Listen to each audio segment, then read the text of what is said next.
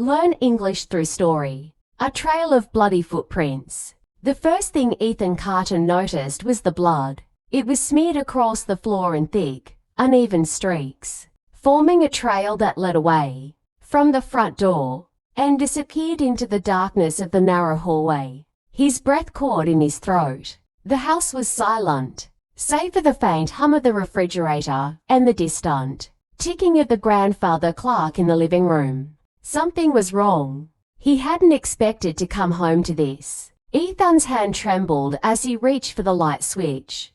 The sudden brightness made him squint, but it also revealed more of the blood-deep red against the polished wooden floor. His mind raced. Had there been a break-in? An accident? Was someone still inside? A heavy knot of dread formed in his stomach. He took a cautious step forward, following the trail. The footprints were uneven, as if whoever had left them had been limping or struggling. A sinking feeling clawed at his chest. "Emma," he called, his voice hoarse. His fiancée should have been home by now. She had texted him earlier, saying she was leaving work early. But now there was only silence. His heart pounded as he moved deeper into the house. The footprints led him toward the bedroom. His breath quickened. He pushed open the door, bracing himself for what he might find. The room was empty. The sheets on the bed were rumpled, and Emma's purse was on the dresser, its contents spilled out.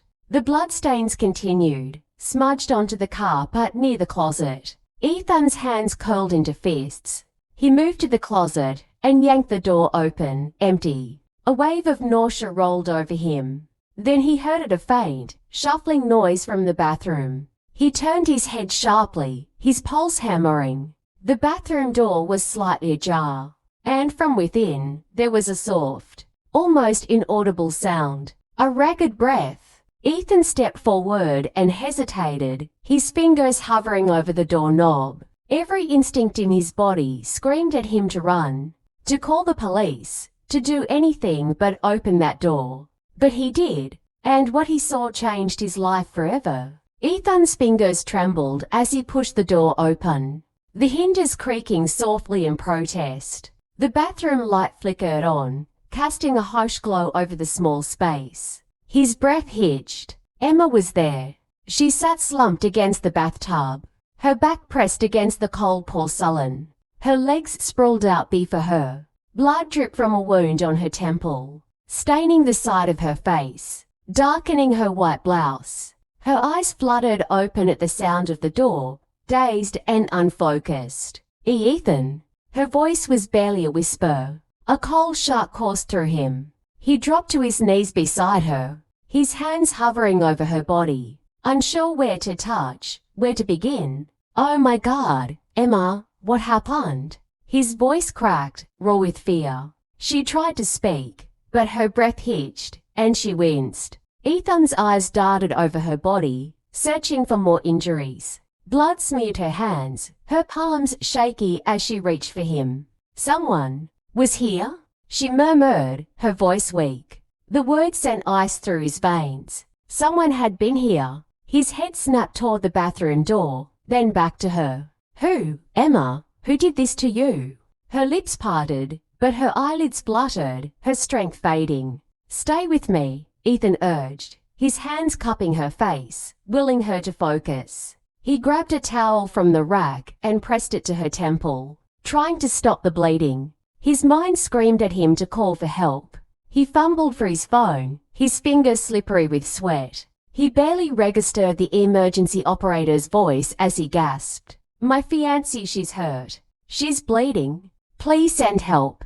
The woman on the other end began asking questions, but Ethan's mind was whirling too fast to process them. His grip on Emma tightened. Then movement. From somewhere beyond the bathroom, something shifted. A barely audible creak of a floorboard. Ethan's blood ran cold. The intruder might still be here. Ethan froze. That sound, it wasn't the house settling. It wasn't the wind. Someone else was here. His body tensed, every muscle tightening as he strained to hear past the rush of blood in his ears. The house had been silent when he entered, but now, in the suffocating stillness, there was something else. A presence. A whisper of movement beyond the bathroom. His gaze flickered to Emma. Her breathing was shallow, her eyelids fluttering as she fought to stay conscious. He couldn't leave her like this. But if someone was still in the house, if they had heard her, he couldn't just sit here and wait for them to come back. His mind raced. The police were on their way. But how long would they take? A few minutes? Longer? A floorboard groaned again, this time nearer. Ethan's grip on the towel tightened. He swallowed hard. He needed to act. Slowly, he set his phone down beside Emma. If she could stay awake, she could tell the dispatcher what was happening. But right now, he needed to defend them both. He rose to his feet, careful to keep his steps light, his body moving silently. The bathroom door was still half open, revealing the dimly lit hallway beyond. The blood trail continued outside, smeared unevenly as if someone had been dragging themselves or someone else through the house. Ethan clenched his fists. His heart slammed against his ribs. Then, a shadow moved. His breath caught. A figure stood at the end of the hallway, just past the doorway leading into the living room. The person was partially obscured by darkness, but Ethan could see enough: a tall frame, broad shoulders, the faint gleam of something metallic in their hand, a knife. The air left Ethan's lungs in a sharp, silent gasp. His stomach turned to ice. The person wasn't moving toward him. They stood still, watching, waiting. Ethan's mind screamed at him to run, to grab Emma and get the hell out. But his body remained frozen, locked in place as if any sudden movement would trigger something worse. Then, in a slow, deliberate motion, the figure took a step forward. Ethan's breath hitched. His muscles coiled, ready to defend, to attack if he had to. But before he could do anything, before he could move, the figure turned and walked away. Ethan stood in stunned silence as the intruder disappeared through the front door, stepping out into the night. Gone. Just like that. Ethan's pulse pounded in his ears. His legs felt weak, but he forced himself to move, to rush forward. He reached the front door in seconds, yanking it open, his gaze darting wildly across the dimly lit street. Nothing. The neighborhood was quiet, undisturbed. The street lights flickered weakly, casting long, eerie shadows across the pavement. No running footsteps. No car engine roaring to life. Whoever they were, they had vanished into the night. Ethan's hands clenched into fists. He had just let them go. A sharp gasp from behind him yanked him back to the moment. Emma! He spun around, sprinting back to the bathroom. She was still there, still slumped against the tub. But her body was trembling harder now, her skin clammy and pale. The towel he had pressed against her wound was soaked through with blood. Ethan dropped to his knees beside her, gripping her hand tightly. Stay with me, Emma. The police are coming. They're almost here. She blinked up at him, her lips parted as if she wanted to say something. Her fingers twitched against his. Then, barely above a whisper, Ethan, I know who it was. His stomach plummeted. What? She swallowed, her breath unsteady. It was. The front door burst open. Red and blue lights flashed outside. Heavy boots pounded against the floor. Police, hands where we can see them. Ethan's head whipped around, his pulse racing. He raised his hands automatically as two officers stormed in, guns drawn. She's hurt. Ethan shouted. She needs help. One of the officers moved toward Emma while the other kept his gun trained on Ethan. Assessing the situation. Sir, step back, the officer ordered. I didn't do this. Ethan snapped, panic rising in his chest. Someone was here, he just left. He went out the front door. The officer didn't lower his weapon. Sir, we need you to remain calm. Ethan clenched his jaw. They thought he did this. Emma's weak voice broke through the tension. No, it wasn't him. The officer finally lowered his gun. Paramedics are on their way, the other officer called out. She's losing a lot of blood. We need to get her stable. Ethan exhaled shakily, relief flooding him. But it was short-lived, because now, with the immediate danger gone, One question burned in his mind. Who had done this to Emma? And why? He turned to her, gripping her hand as the paramedics rushed in. Emma, you said you knew who it was. She coughed, wincing as one of the medics pressed a bandage to her head. Ethan leaned closer, desperate, terrified. Who was it? She took a shuddering breath. Then, finally, it was someone I thought I could trust. Her words sent a chill down Ethan's spine. He didn't know what that meant yet, but he would find out. And when he did, whoever had done this would regret ever laying a hand on her. Ethan barely heard the sirens anymore. The flashing red and blue lights painted the walls of their home in a disorienting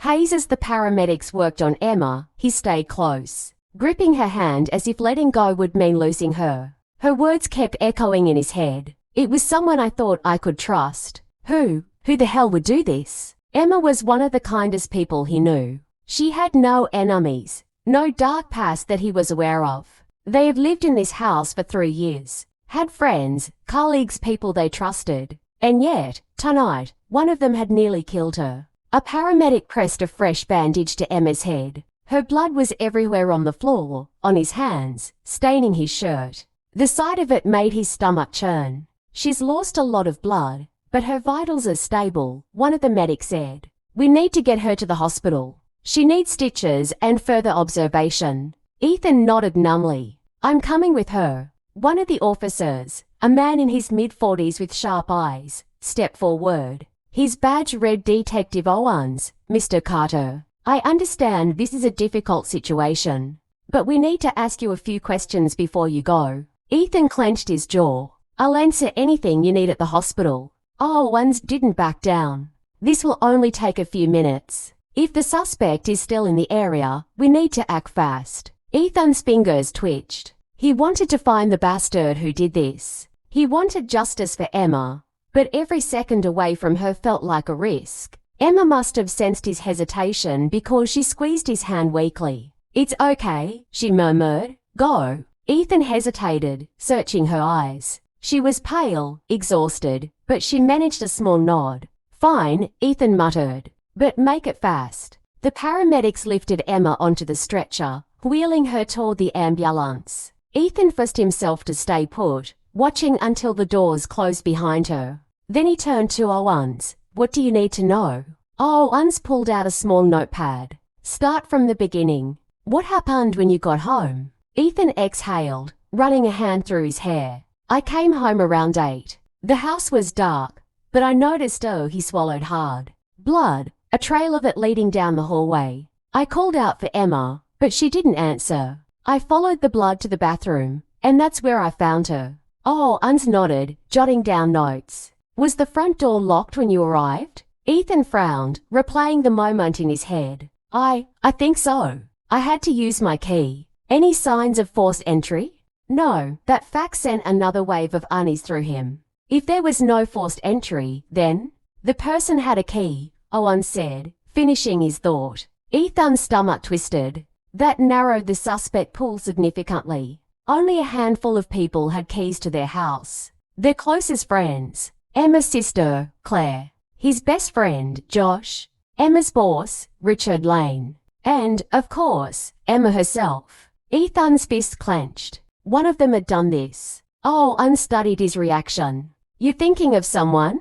Ethan swallowed. Only a few people have keys. But I don't see why any of them would hurt Emma. Owens tapped his pen against his notepad. Crimes like this are almost always personal, Mr. Carter. Someone wanted to hurt her. The question is why. Ethan's mind raced. There was no why. No reason anyone would want to do this to her. Unless there was something he didn't know. A cold dread seeped into his bones. He thought he knew Emma's life inside and out. They had been together for 5 years, engaged for 1. But suddenly, he wasn't sure. Did Emma say anything to you before the paramedics arrived? Owens pressed. Ethan hesitated. He wanted to protect Emma, but withholding information wouldn't help. She said it was someone she thought she could trust. Owens' expression darkened. That confirms it then. This wasn't random. This was deliberate. Ethan's stomach twisted. So what now? We investigate. But first, I need you to list everyone with the key to this house. Ethan nodded, his voice tight as he answered. Claire, Josh, and Richard Lane. Owen scribbled down the names. We'll start there. He flipped his notepad closed. One last thing. You said the intruder was still in the house when you arrived. Ethan's pulse quickened. Yeah, I saw him. Oh, Uns narrowed his eyes. Describe him. Ethan exhaled shakily. Tall, broad shoulders. He had a knife. But before I could do anything, he just left, walked out the front door. Oh, Uns' brows furrowed. Did you see his face? No, that was the worst part. The figure had been little more than a silhouette in the dim light. Owens was silent for a moment, then nodded. All right, that's enough for now. Go to the hospital. Stay with Emma, but keep your phone on. You might remember more details later. Ethan didn't need to be told twice. He was already halfway to his car before Owens finished speaking. The hospital was suffocatingly bright. The sterile scent of antiseptic clung to the air as Ethan rushed through the hallways, his shoes squeaking against the tile floor. He found Emma's room, easily room 207. She looked small in the hospital bed, her head wrapped in clean white bandages, an IV drip hooked to her arm. But she was awake. Her eyes found him instantly, and the relief in them made his chest ache. You're okay, Ethan breathed, sinking into the chair beside her. Emma gave a weak smile. I told you I would be. Ethan took her hand in his thumb brushing against her knuckles. Emma, who did this to you? Her expression darkened. She glanced at the door as if making sure they were alone. Then, lowering her voice, she whispered, I think it was Josh. Ethan's heart stopped. Josh, his best friend. His breath caught in his throat. That doesn't make sense. Emma squeezed his hand weakly. I know, but Ethan, before he attacked me, he said something. Ethan swallowed hard. What? Emma's eyes glistened with something between fear and guilt. He said, I'm sorry you found out the truth. A shiver ran down Ethan's spine. What truth? He whispered. Emma's lips parted, but before she could speak, a soft knock came at the door.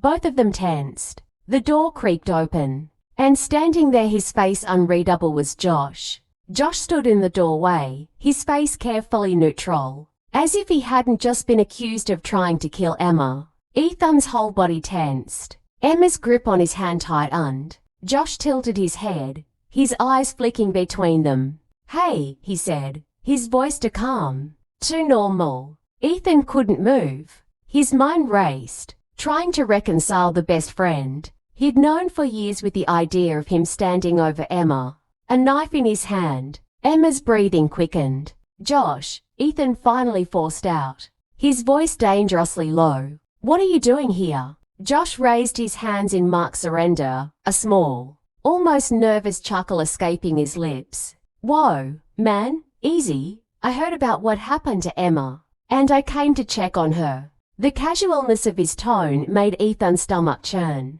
He looked at Emma, saw the way her body stiffened under the hospital blanket. She was afraid of him. Josh's expression didn't change, but his eyes, there was something there, something calculating. Ethan stood slowly, stepping between Emma and Josh. You heard what happened? How? Josh scratched the back of his neck. Claire called me, said Emma was attacked. He sighed, shaking his head. Jesus, man, this is insane. Do the cops have any leads? Emma flinched, barely noticeable, but Ethan felt it. Because she knew it was him. And now, here he was, standing in front of them, pretending like he was concerned. Ethan's fist curled at his sides. Yeah, he said slowly. The cops have a lead. Josh's gaze sharpened. Oh, they think it was someone Emma trusted, Ethan continued, watching his so-called friend's reaction. Josh didn't flinch, didn't even blink, just gave a slow nod. Makes sense. These things usually aren't random. Ethan could feel Emma's heartbeat through her grip on his wrist. Josh took a step forward. Emma sucked in a breath. Ethan didn't hesitate. He moved sharply, placing his palm against Josh's chest, stopping him. You should go. Josh's lips parted, his brows furrowing. Dude, Now, for a moment, Josh just stood there, staring. Then, slowly, he nodded. All right, he said. I get it. You're shaken up. He let out a small breath. If you need anything, just call me. Then, just as smoothly as he had arrived, he turned and walked out of the room. Ethan waited, listened for the sound of retreating footsteps. Then he turned back to Emma. She was shaking. Ethan knelt beside her, gripping her hands. Tell me everything. Emma closed her eyes for a moment, then whispered, I was in the kitchen. I had just gotten home. I heard the front door open and thought it was you. But when I turned around, he was already there. Ethan's blood ran cold. I didn't have time to react, Emma continued. He grabbed me. I had tried to fight him off, but he was stronger. He slammed me against the counter. She touched the bandages on her head. That's when I hit my head. Ethan's jaw tightened. He pictured at Josh grabbing her, throwing her against the counter, watching as she bled, watching as she suffered. He was going to kill me. Ethan, Emma whispered. He had a knife. Ethan exhaled shakily, rage simmering just beneath his skin. Why didn't he? Emma hesitated. Then she said, because I said your name. Ethan's breath caught. What? Emma swallowed hard. I was begging him to stop. And then I said your name. I said, Ethan will find out. And for a second, just a second, he hesitated. She looked at him with wide, terrified eyes. Then he just let me go. He backed away, like he had snapped out of something. And then he left. Ethan felt like the ground had disappeared beneath him. Josh had attacked her, but hearing his name had stopped him. What the hell does that mean? Ethan murmured. Emma shook her head. I don't know. But Ethan, her grip on his hand tightened. I think something's wrong with him. I think she hesitated, then whispered. I think he didn't want to do it, but someone made him. Ethan stared at her. What are you saying? I don't think Josh is acting alone, she said, voice barely audible. The weight of her words crashed down on Ethan like a tidal wave. Josh had almost killed Emma, but someone else had made him do it. And now that someone was still out there, watching, waiting. And if they had control over Josh, if they could force him to attack someone he cared about, then no one was safe. Not Emma, not Ethan, not anyone. Ethan sat motionless, trying to process Emma's words. Josh had almost killed her, but someone had made him do it. His mind rebelled against the thought. Josh wasn't just a friend, he was family. They had known each other for nearly 15 years. He had been Ethan's best man. They had spent countless nights drinking beer, watching games, talking about life. Josh wasn't violent. He wasn't capable of something like this. And yet, Ethan had seen it in Emma's eyes. The raw, undeniable fear when she had whispered his name. Josh had been there. Josh had attacked her. And now he was out there, pretending like nothing had happened. Ethan swallowed hard. He needed answers. Emma shifted in bed, wincing slightly. Ethan. Her voice was quiet. You believe me, don't you? His heart clenched at the uncertainty in her tone. He reached out, brushing his fingers against hers. Of course I believe you. Relief flashed across her face, but it was short-lived. Then what do we do? Ethan exhaled slowly. First, we tell Detective Owens. Emma hesitated. What if? What if Josh isn't acting alone? What if the person pulling the strings has people on the inside? Ethan frowned. You think the police could be compromised? Emma bit her lip. I don't know. But Josh wasn't himself tonight. Ethan, I don't know how to explain it. But he looked as she shook her head. Different, detached, almost like he was programmed to do it. Ethan tensed. Programmed. I know it sounds crazy, Emma whispered. But what if this isn't just about us? What if Josh is just one piece of something bigger? Ethan's stomach turned. This had started as a home invasion, a violent, personal attack. But now, Emma was suggesting something else. Something larger, something planned. He took a slow breath. Then we find out who is pulling the strings. Emma nodded, though her grip on his hand was trembling. Ethan stood. I need to talk to Josh. Emma's eyes widened. No, Ethan, no. If he really is being controlled by someone, I won't confront him, Ethan promised. Not yet. But I need to see him. I need to look him in the eyes and figure out what the hell is going on. Emma hesitated, then nodded reluctantly. Be careful. Ethan pressed a kiss to her forehead. Always. 1:30 for Emma Josh's apartment. The city was eerily silent at this hour. Ethan drove through the dimly lit streets, his mind racing. He had called Josh's phone on the way. No answer. He had texted, nothing. That was strange. Josh always picked up. A knot of unease settled in Ethan's stomach as he pulled up outside his friend's apartment complex. The building was dark, but one light was on in Josh's unit. He was home. Ethan climbed out of his car, his pulse thrumming in his ears. He took the stairs two at a time and stopped in front of Josh's door. For a moment, he hesitated. Then he knocked. Silence. Ethan knocked again, harder this time. Still nothing. His unease deepened. He reached out, testing the doorknob. It turned. The door was unlocked. A cold shiver ran down his spine.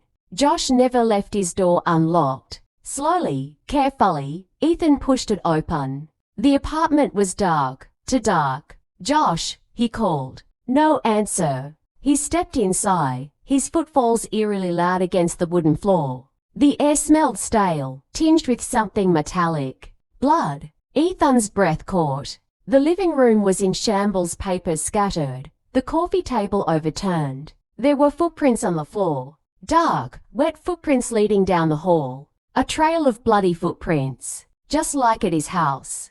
His pulse pounded in his skull. Josh? No response. Ethan followed the footprints. 1 step, 2 steps. A door stood slightly ajar at the end of the hall. The bathroom. He pushed it open and froze. Josh was there, lying in the bathtub, fully clothed. His eyes were open, staring at the ceiling. His wrists were slashed open. A knife lay on the floor beside him, glinting in the dim light. Ethan stumbled back, horror clawing at his throat. No, he whispered. Josh wasn't moving. His face was pale, his lips slightly parted. Dead. Ethan's breath came in ragged gasps. His best friend, his brother, was gone. A deep, suffocating grief crashed over him. But beneath it, beneath the pain, there was something else. Rage. This wasn't right. Josh wouldn't do this. Not on his own. Something was wrong. Ethan forced himself to move, stepping closer, ignoring the blood pooling on the tiles. That was when he saw it. A note, tucked under Josh's limp fingers. With shaking hands, Ethan reached for it, unfolded it. Read the single line scrawled in shaky handwriting. I had no choice. They were watching. Ethan's blood ran cold. Whoever they were, they had just killed his best friend. And now they were coming for him. 1:47 a.m. at Josh's apartment. Ethan's hand trembled as he clutched the note.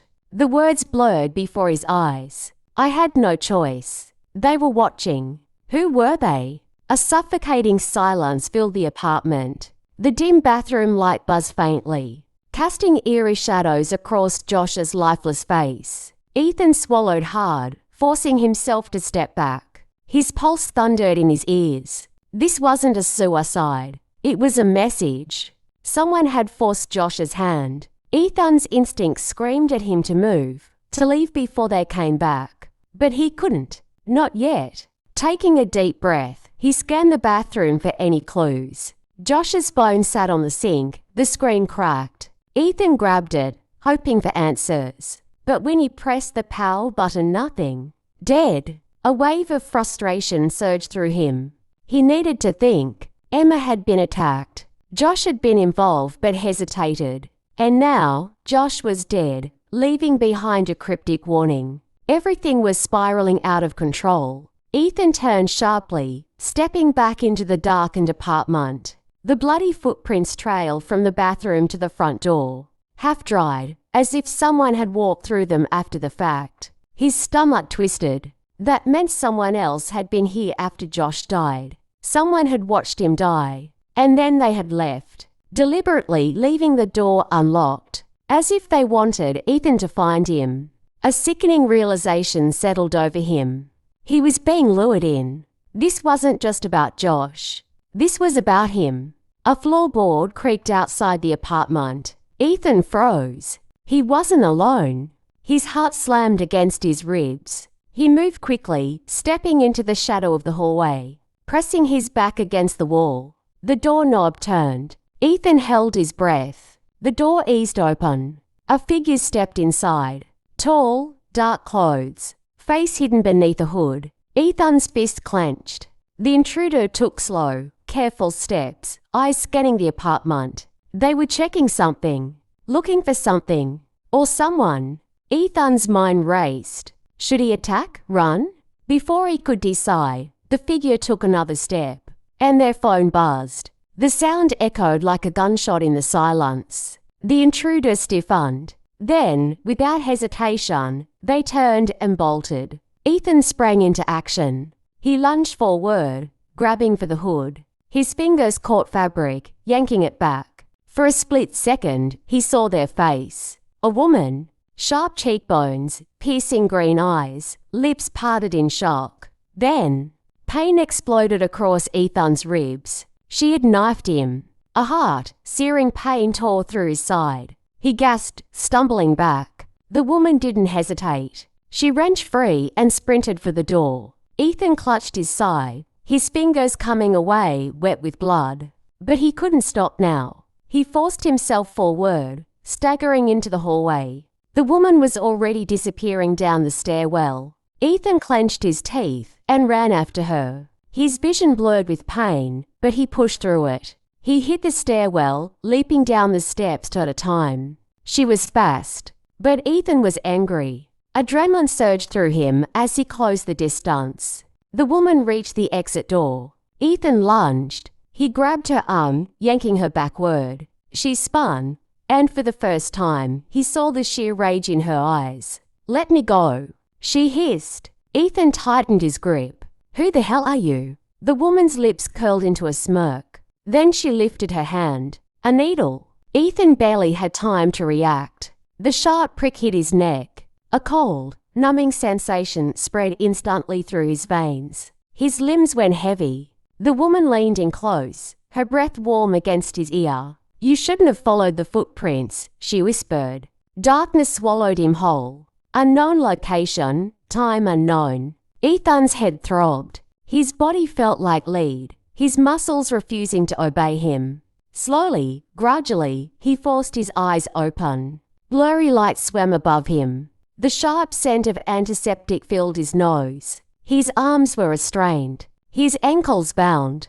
Panic shot through him. He was in a chair, a metal chair, bolted to the floor. He struggled, but the restraints were tight. Footsteps echoed. Then, a voice, smooth, calm, amused. "You've been quite a problem, Mr. Carter." Ethan turned his head. A man stood in the shadows, dressed in a pristine suit, hands clasped behind his back, watching, studying. A slow smile curved his lips. Ethan's gut twisted, because he recognized that smile. It belonged to someone he had met before, someone he knew. The man stepped forward, letting the dim light illuminate his face. Ethan's stomach dropped, because standing before him smiling like the devil himself was Detective Owens. Unknown location, time unknown. Ethan's pulse pounded in his skull. Detective Owens, the man who had been leading the investigation, the man he had trusted to find out who had attacked Emma. Now, he was standing in front of Ethan, smiling like he had won. Ethan yanked against the restraints, his wrists burning from the rough metal. Owens let out a quiet chuckle. "I wouldn't do that if I were you." Ethan gritted his teeth. "What the hell is this?" Owens exhaled, shaking his head. "I have to admit, I didn't expect you to get this far. You were supposed to be an observer. You weren't supposed to get involved." Ethan's stomach churned. "Get involved in what?" Owens tilted his head. "You really don't see it yet, do you?" He stepped closer, his polished shoes clicking against the floor. "You think this is all about Josh, about Emma's attack, about you?" He let out a short laugh. "But this This is bigger than you could ever imagine. Ethan's mind reeled. Josh didn't kill himself, he said through clenched teeth. Oh, I'm sighed. No, he didn't. The confirmation hit Ethan like a hammer. His throat tightened. You killed him. Oh, Unz's expression didn't change. Josh was an unfortunate liability, one I warned them about. He wasn't stable enough for this. He folded his hands behind his back. But you, Ethan, you were interesting. Ethan's entire body tensed. What the hell are you talking about? Oh, Unz studied him, as if considering how much to say. Then he crouched slightly, leveling his gaze with Ethan's. Josh was part of something much bigger than you realize, Owen said. A program, conditioning process. Ethan's breath caught. Your friend wasn't just someone who snapped one day, Owens continued. He was made into what he became, trained, reprogrammed. He smiled, and then activated. Ethan's hands clenched into fists. You're saying Josh was brainwashed? Owens chuckled. Oh, it's much more sophisticated than that. This isn't some cheap Hollywood mind control. It's real. It's precise. It's science. He gestured vaguely. Josh was selected for something important. A project. He was conditioned for a very specific task. Ethan swallowed hard. To kill Emma. Oh, Uns nodded. Yes. Ethan felt like he was going to be sick. Why? Oh, Uns sighed, standing again. Because she knew too much. A shiver ran down Ethan's spine.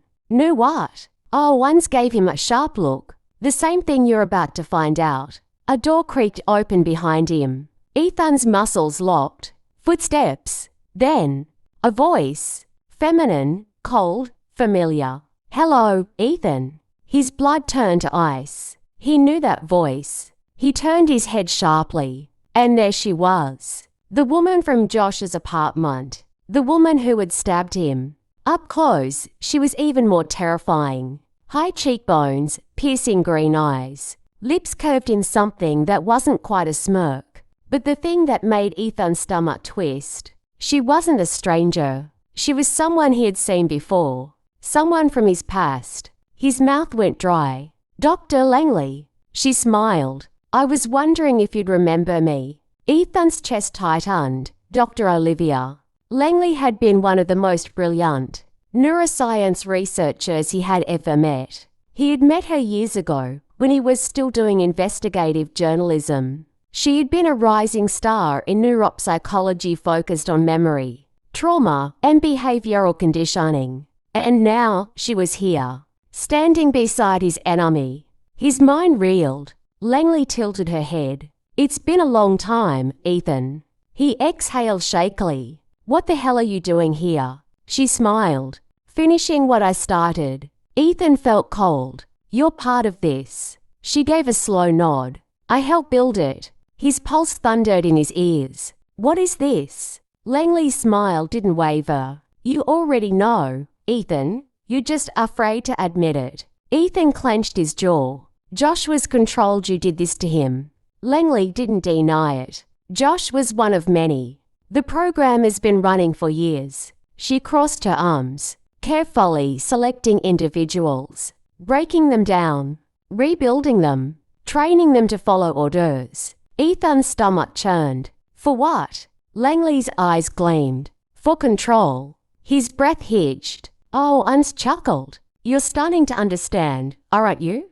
Ethan's thoughts spun wildly. If what they were saying was true, if Josh had been manipulated into becoming a killer, then that meant there were others. And worse, Josh hadn't been alone when he attacked Emma. Emma had said it herself. Someone else had been pulling the strings. And now, standing before him, were two of those very people.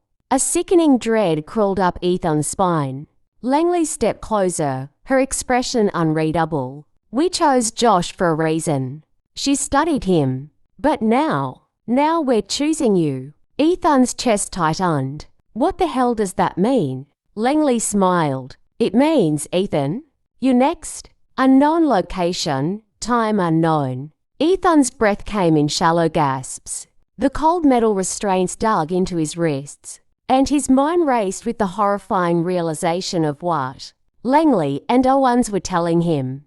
Josh had been a test subject, a pawn in something much bigger, and now they had chosen him. He clenched his fists, his heartbeat pounding like a war drum. "I'm not going to be your puppet," he said through gritted teeth. Langley smiled as if she expected that response. "You already are, Ethan."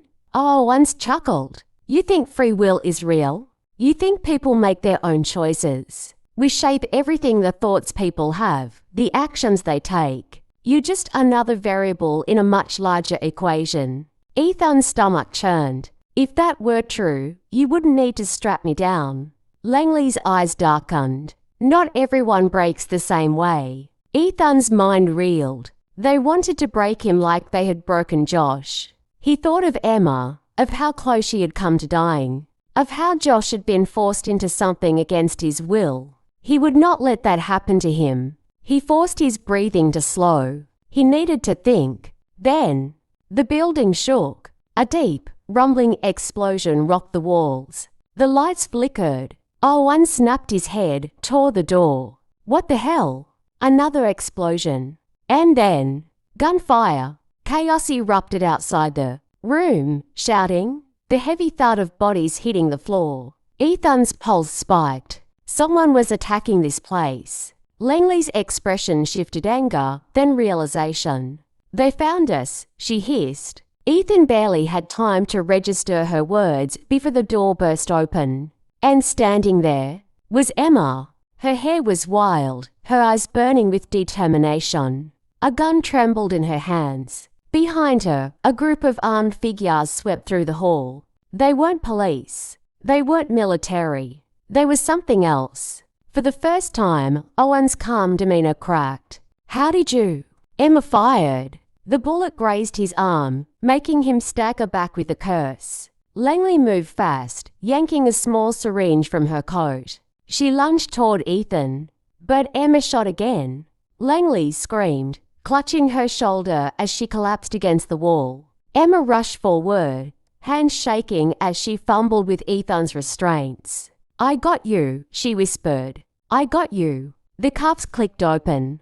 Ethan exhaled sharply, adrenaline surging as he moved. His muscles screamed in protest, but he pushed through the pain. Owens was already bolting for the door. Ethan lunged after him. His fist slammed into Owen's jaw, sending the man crashing to the ground. Ethan stood over him, chest heaving. Owens groaned, blood trickling from his mouth. Ethan could end it. Right here. Right now. All it would take was one move. One act of violence. But then, he thought of Josh. Of how the cycle of control and violence had consumed him. Of how they had made Josh a killer. Ethan wouldn't become the same. Slowly, he stepped back. "Take him," he said to the armed figures behind Emma. One of them stepped forward, yanking Owens to his feet. Langley was still on the ground, breathing heavily, her expression unreadable. "You think this changes anything?" she rasped. "You think this stops us?" Ethan stared at her. And for the first time, he saw it. Langley wasn't just a monster. She was a victim of her own creation. She had spent years manipulating others, yet she herself was trapped in something bigger, something she couldn't escape. He didn't need revenge. He just needed to end it. He turned away. Emma grabbed his hand. "Let's go."